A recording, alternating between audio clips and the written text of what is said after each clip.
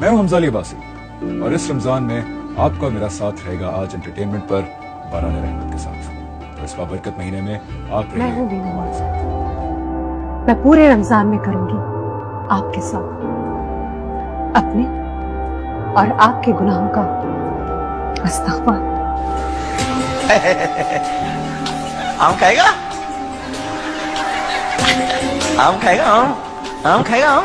हाँ? खाओ।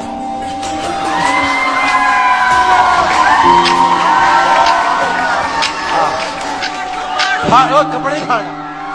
हाँ, पागल पागल पागल बनो। पागल तो पागलों वाली। फाड़ो कपड़े।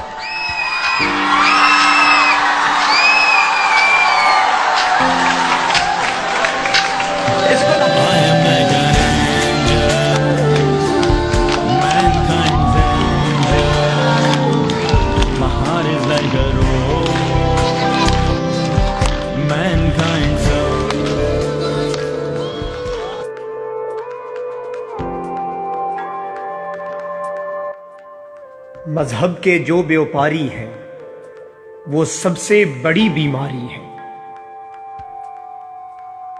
उन झूठे और मक्कारों से, इस्लाम के ठेकेदारों से मैं बागी हूं, मैं बागी हूं। जो चाहे मुझ पे जुल्म करो।